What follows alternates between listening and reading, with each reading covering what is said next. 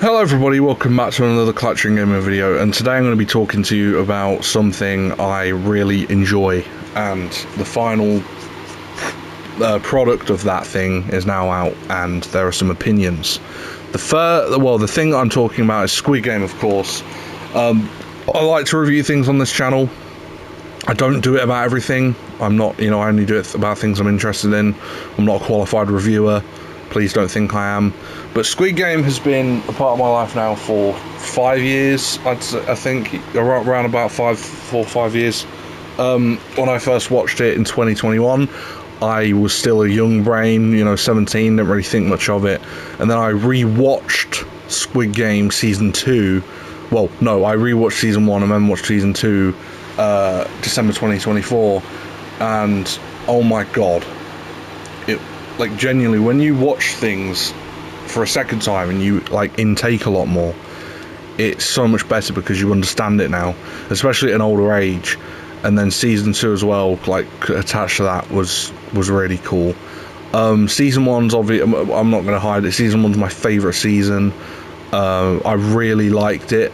It could have stood alone, on its own legs with its own story, but I heard the creator wanted royalties because, from what I read, the creator tried to pitch the series for many years and never really got anywhere until Netflix offered him a contract that would say, we'll give you this amount of money for it now, but you won't get any royalties. And obviously it was the only way for them to take the project, so he just said, fuck it, this is the only chance I'm probably going to get. So and this is what I read, by the way, I don't know if it's true, but anyway, he then saw the success and thought, fuck, I could have made a lot there with royalties, so he made a second one.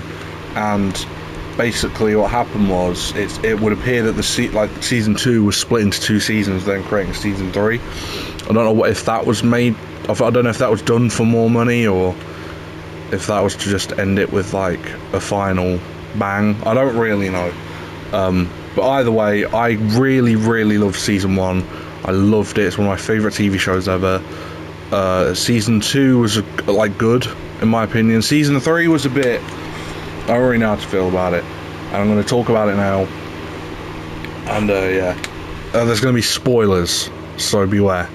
Now, I'm going to get the biggest part out of the way. Gi-hun dies. Yep, he dies in the last episode.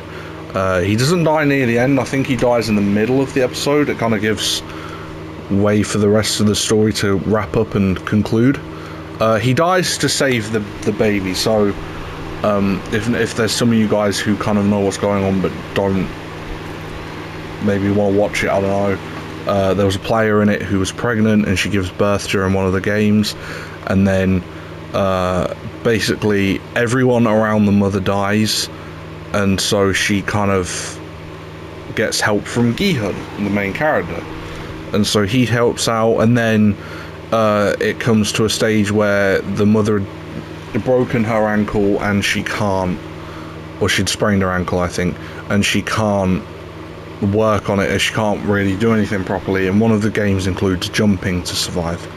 And obviously the viewers know that there is probably no way she's going to be able to survive this. For some reason, I was so deluded, I thought that maybe there was going to find a way for her to survive. I thought it was going to be some clever way.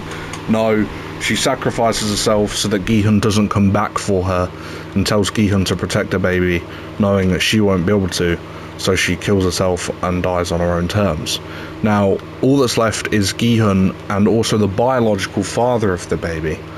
Now, he is a bit of a maniac.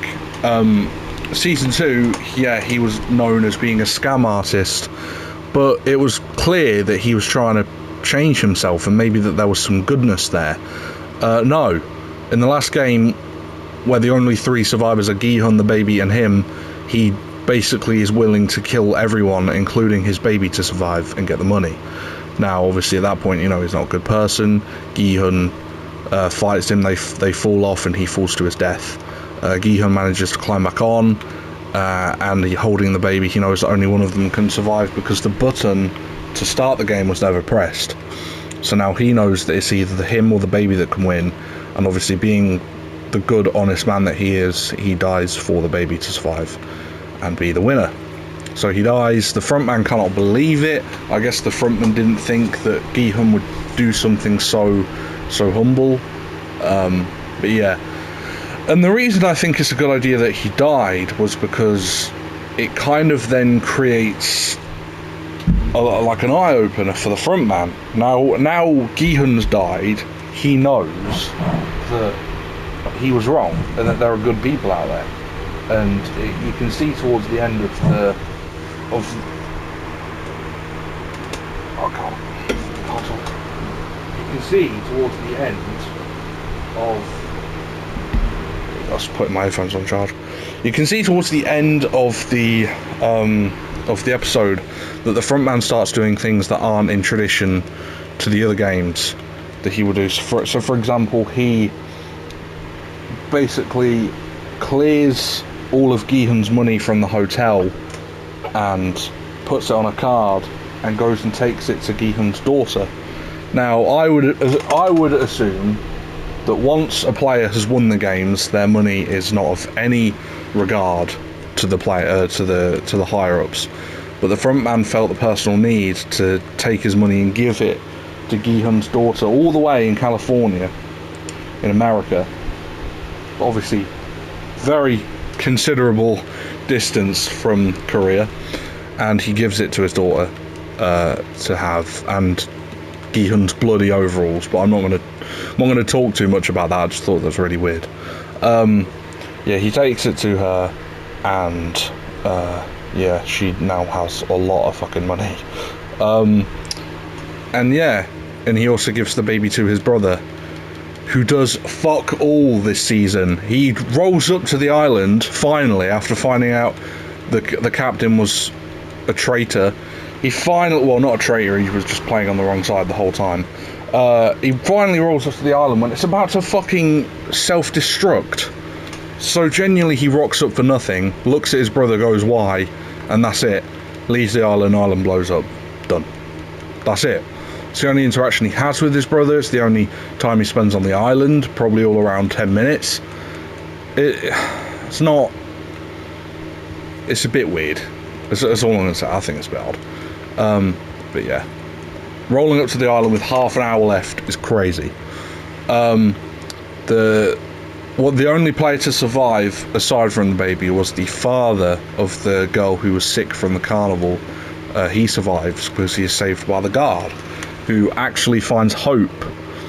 She finds hope from Gi-hun's actions to stay alive, and it pays off because when she returns to the homeland, or to her homeland, she finds out that her baby's alive, that her kid's alive and is active in China. So it turned out good for her. Sae-byeok's brother, who is being raised by Sang-woo's mum, finally finds his mum, who's returned from North Korea, or moved over from North Korea, and he reunites with his mum. So honestly, a lot of people in this get a good ending, including I forgot his name, the mob, the boss guy. Obviously not the main guy because he died from the recruiter, but the henchman. He gets out of prison after killing Captain Park's dog, and he lives a good life with the police officer. Is In-ho, I think that's his name. But yeah, honestly, they all have, like, it's a good ending for some, obviously not for Gi-hun, and it also sets up season 3, the spin-off after season 3, including Cate Blanchett. Yes, an American spin-off of Squid Game is coming. Do I know if it's going to be good? Probably not. We will see. Anyways, that's about it from me.